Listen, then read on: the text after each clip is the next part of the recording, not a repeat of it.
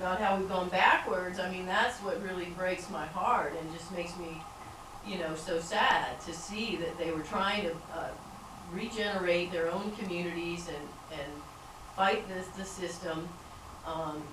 And now those communities are all gentrified, and we've seen it happen everywhere, in every large urban area. And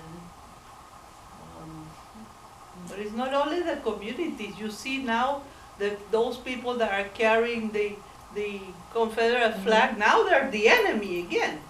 So they don't want to have anything to do. But at the You know, after it was so beautiful. At the same time, though, we have a Confederate flag in the elementary school in Chichester, New Hampshire, Yep. on a mural in the hallway. Yep. Yeah. You know, and we just brought the Native American mascot back for the Yep. 50th anniversary. We're totally, it's very discouraging to me. Yep. And when you talk about, do we dismantle and rebuild? Do we try to work from within? I hate to be a Debbie Downer, but both of those propositions seem like very steep mountains to climb, because the forces against us, the power, the money, the greed, the capitalism that we are so entrenched in, they can pop us off if they want to, just like they did back then. Was anyone ever held accountable for those murders? No. No. You know? It's disheartening, but you know, I'm gonna do what I can do. And I just thought it was so moving about those coalitions. I really did. I don't know. I think that I'm just excited about the whole thing, meaning that we have always been on a path, you know, as a people. And I think that even though it may appear that we may be going backwards, I think we're going forward. I think one of the best things that could have happened to us is this current president that we have. I agree. Because he has totally taken the covers off. Yes. And so we're able now to, you know, really see who's who and what's what. And I think that's important because you need to know what you're dealing with. And that's why I go back to that human issue. We are all human beings, and I think that there has to be a respect for that Confederate flag. I don't necessarily agree with it, but I respect the right for people to feel that type of way.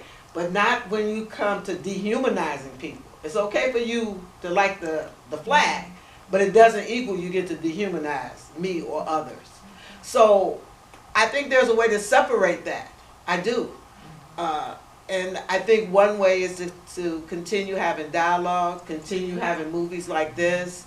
I mean, can you believe they had a motion picture movie called Harriet? Yes. You know, Yes. so, I mean, you know, so we are moving, you know, we're moving forward. It just might not seem to be that we are, but I thought it was very touching that those guys drove to see Robert E. Lee Jr. the third. Yeah. How you can be a junior and the third kid, I don't know. But I thought that was very touching. But it said to me that they saw him as a human being. That's right. And that's where I think we have to get. That we can disagree, you know, we can disagree a lot, but we still need to respect our right as human beings. And I think we can get there. I do. I do too. I think we can get there, but we do have a lot more work to do. And now people that were on the fence or that had no reason to be involved previous to this administration, now they have to take a side. Yeah, they do. So, you know, that Yeah, they do. I'm with you in that now people are paying attention. Before they had no reason to pay attention if they were not affected themselves in the flesh. I mean, but the thing is, it's just a mirror effect. It's a mirror effect because we had a congressman who said, hey, we're not going to do anything to get this guy to get a second term. We're not going to do anything that's going to mean that he looks good, even if it's in the best interest of the American people. I know. He said that to everybody. So, and people just went along in their lives. So sometimes you just got to get pushed and pushed and pushed until you go, I can't take it anymore. 嗯 Yeah. And since the election, we've had between 30 and 300 people show up twice a month at the ICE headquarters in Manchester Nice. to support their immigrant brothers and sisters with a faith vigil. Nice. And that means even today, in this bad weather, there's still mostly white people showing up Yep. very clearly to support Black and brown immigrants. And Nice. they've built relationships over the years, and every time we think, like Eva or I might think, oh, nobody's gonna come today, Mm-hmm. there's People new show people, up. and there's new people Yeah. every time. So I do want you to leave feeling hopeful. I really do. I don't know if maybe Ted could close us out. Close Do you us have out, Ted. anything you'd like to just Well, share? gosh, that's a tall order. I certainly agree with everything that Brenda just said, that we are moving painfully slowly, but we are moving forward. I take hope and strength from the fact that the Rainbow Coalition happened all those years ago.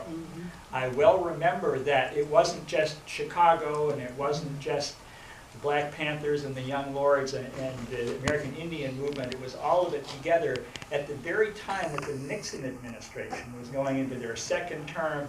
He won by an overwhelming majority, and everybody, the community that I was working with, oh my God, now what are we going to do? Another 4 years of this crap that we've just did. And the hope that I take from that is the memory of the Attorney General of the United States, John Mitchell, who was part of the Nixon administration, being indicted and convicted and going to jail. Now, the downside of that is we thought, oh wow, we've really done it, we've hit a home run, this is the revolution, we're changing it, change from within works, oh my God, it's going to be so much better, we can never have such a corrupt administration. Yes, it's sobering to see exactly where we are right now with this historically corrupt administration, but what you said, Brenda, about how it's helpful, Yeah. it takes everybody's blinders off and we can So see you can just see it. how bad this stuff is. I mean, Yeah. so you've got Stephen Miller in the White House designing our immigration policy, and he is a complete, proud, unrepentant white supremacist who can quote you all of the Bibles of the right wing from the Turner Diary to what, because he believes that stuff and he has the president's ear. So that's still a deep part of America. We have to acknowledge that maybe 40% of all of us Americans actually believe that shit. Yeah. Or Yeah. whatever. But that's okay because we're in the other 60%, That's and true. we will prevail in the end. Eventually. That's right, and we can't go to sleep, gotta stay awake. Yes. No, you can't go. And be aware of our history. Know where we came from. Yes. Thank you.